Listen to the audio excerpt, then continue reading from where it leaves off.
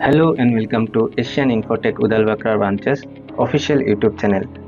আজি এই ভিডিঅ'টোত আমি আমাৰ মক টেষ্ট সিৰিজৰ এটা MS PowerPoint কুৱেশ্যন ষ্টেপ বাই ষ্টেপ ভাৱে সলভ কৰিম। যদি আপুনি এই মক টেষ্ট সিৰিজটো পাৰচেজ কৰিব বিচাৰিছে দেন স্ক্ৰিনত দিয়া নাম্বাৰটোত আমাক কন্টেক্ট কৰিব পাৰে। সো আজি আমাৰ টপিকটো হ'ল create a 4 slide presentation on cyber security awareness. ইয়াতে মই এটা কথা মেনশন কৰিব বিচাৰিছো যে আসল এক্সামত মেবি অকল আপোনালোকক টপিকে কৈ দিয়া হ'ব, তাৰে লগত লিখিব লগা বা টাইপ কৰিব লগা থিওৰিখিনি আপোনালোকক প্ৰভাইড নকৰিব পাৰে। সো আপোনালোকে অলপমান থিওৰি লিখাৰ এবিলিটিটো ডেভেলপ কৰিব লাগিব ডিপেন্ডিং অন আপুনি প্ৰশ্ন যেটো টপিক আপোনাক দিয়া হ'ব। মক টেষ্ট সিৰিজত ইয়াতে মই থিওৰিখিনিও মেনশন কৰিছো, সো আপোনালোকে ভালেখিনি কিছুমান ইম্পৰ্টেন্ট টপিকৰ ৰিলেটেড থিওৰিও ইয়াতে পাই যাব পাৰে আৰু সেই বেচিছত আপোনালোকে কিবা যদি বেলেগ টপিক আহে অলপমান এটা আইডিয়াও পাব পাৰে। Coming back to the question, so আমি এটা নতুন পাৱাৰপইণ্ট ওপেন কৰি লম। দেন আমি আমাৰ টাইটেলটো এড কৰিম সাইবাৰ সিকিউৰিটি অ্যাৱাৰনেস বুলি আৰু সাবটাইটেলত প্ৰটেক্ট ইয়োৰসেল্ফ অনলাইন আমি টাইপ কৰি লম। ইয়াতে আমাক ফুটাৰো দিব দিছে, সো ফুটাৰৰ কাৰণে আমি ইনসাৰ্টত গৈ হেডাৰ্স এণ্ড ফুটাৰ্স চুজ কৰি দেন নেক্সট স্লাইড অপশনটোত গৈ পেলাই আমি ফুটাৰত আমি যেটো আমি লিখিব দিছে আমাক ইয়াতে আমাৰ নেম এণ্ড ডেট লিখিব দিছে। সো আমাৰ নেমত আমি আমাৰ যেটো আছে ভৰাই লম। আসল এক্সামত মেবি আপোনালোকক ৰোল নাম্বাৰো ভৰাব দিব পাৰে আৰু ডেটটো আমি চেক কৰি লম আৰু দেন এপ্লাই কৰি লম। নেক্সট আমাক সেকেন্ড স্লাইডত কি প্ৰেক্টিসেছ বোৰ মেনশন কৰিব দিয়া হৈছে। সো আমি কি প্ৰেক্টিসেছ বুলি এটা হেডিং প্ৰথমত টাইপ কৰি লম। নেক্সট আমি তাৰে তলত আমাৰ কিছুমান পইণ্টছ লিখি লম আৰু এই পইণ্টছবিলাক আমি বুলেটেড ৰাখিম। হেতুৰ কাৰণে আমি হোমত গৈ আমি বুলেটেড পইণ্ট অপশনটো চুজ কৰি লম।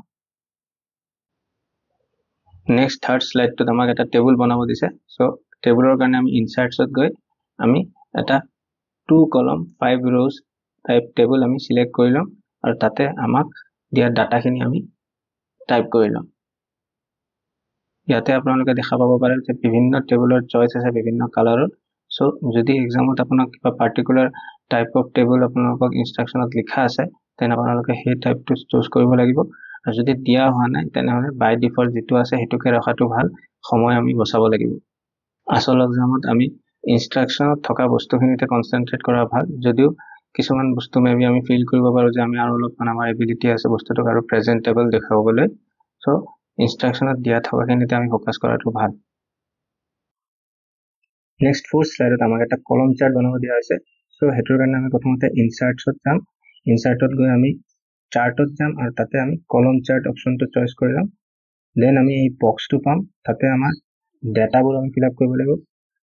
সো কলম এত আমি ক্যাটাগৰিজবোৰ মেনশন কৰিম আৰু কলম বিত আমি পাৰ্সেন্টেজ অফ ৰিপৰ্টেড অ্যাটাক্স মানে ভ্যালুজবোৰ আমি মেনশন কৰিম। এবাৰ এইবোৰ মেনশন কৰিলে আমি আমাৰ কলম চাৰ্টটো দেখা পাম আৰু তাতে থকা এই টপ ৰাইট হ্যান্ড কৰ্নাৰ চাৰ্টৰ ওপৰত থকা প্লাস সিম্বলটো মানে তাতে আমি ক্লিক কৰিলে এই চাৰ্ট এলিমেন্টস বক্সটো আমি দেখা পাম। তাতে আমি এক্সিস টাইটেলস আৰু ডাটা লেভেলত এগেইনষ্টত থকা বক্স দুটা চেক মাৰ্ক কৰি দিম। হেতু কৰিলে আমি আমাৰ এক্স এক্সিস আৰু ওয়াই এক্সিসক নেম কৰিব পাৰিম আৰু ডাটা লেভেল চেক কৰি দিয়াৰ কাৰণে আমি আমাৰ এক্সাক্ট কলমবোৰৰ ভ্যালুবোৰ আমি দেখা পাম।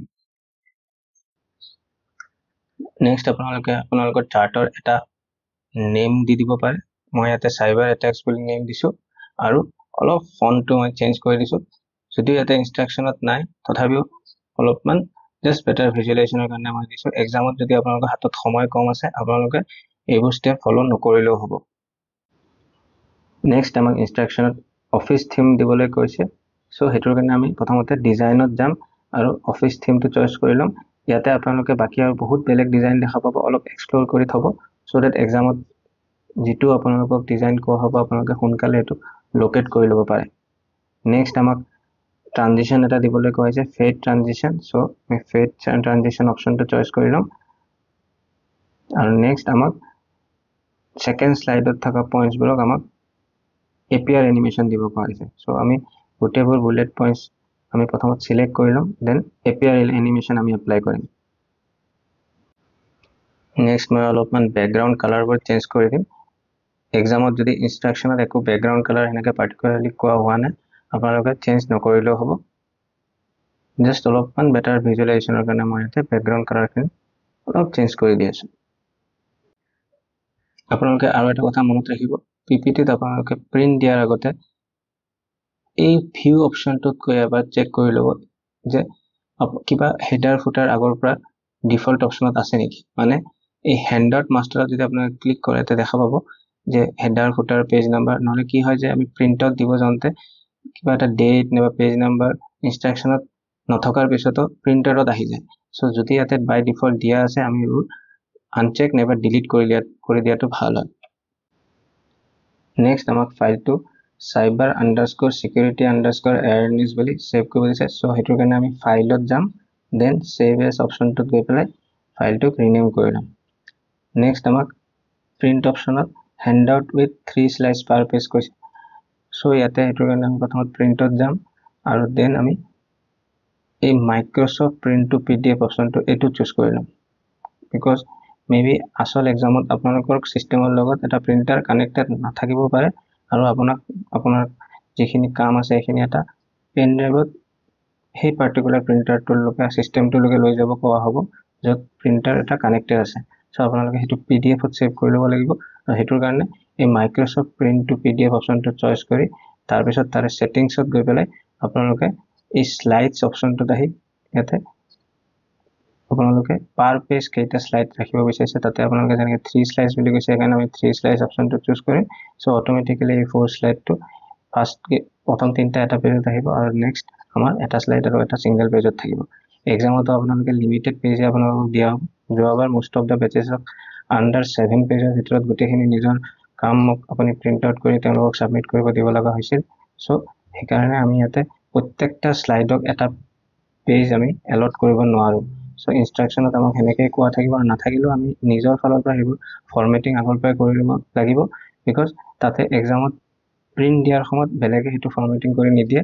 আপুনি গোটেই ৰেডি কৰি সেই পাৰ্টিকুলাৰ চিষ্টেমটোত য'ত এটা প্ৰিণ্টাৰ কানেক্ট আছে তাতে লৈ যাব লাগিব আৰু তাতে অকল প্ৰিণ্ট মাৰে। যোৱাবাৰ বহুতে এটা ভুল কৰিছিল যে তেওঁলোকে ফৰ্মেটিংখিনি কৰা নাছিল আৰু যিটো চিষ্টেমত প্ৰিণ্ট অপশ্যনটো আছিল, প্ৰিণ্টাৰটো আছিল, তাতে যেনেকৈ তেওঁলোকে বস্তুটো ফাইলটো লৈ গৈছিল নিজৰ পেন ড্ৰাইভত সেনেকৈ প্ৰিণ্ট মাৰি দিছিল আৰু 4-5টা শ্লাইড য'ত আছিল 5টামান পেজ অকল PPTতে গুচি গ'ল আৰু বাকী এক্সেল আৰু MS Wordৰ কাৰণে পেজে নাথাকিল আৰু আপোনালোকক কোনোপধ্যে তেওঁলোকে এক্সট্ৰা পেজ আৰু প্ৰভাইড নকৰে।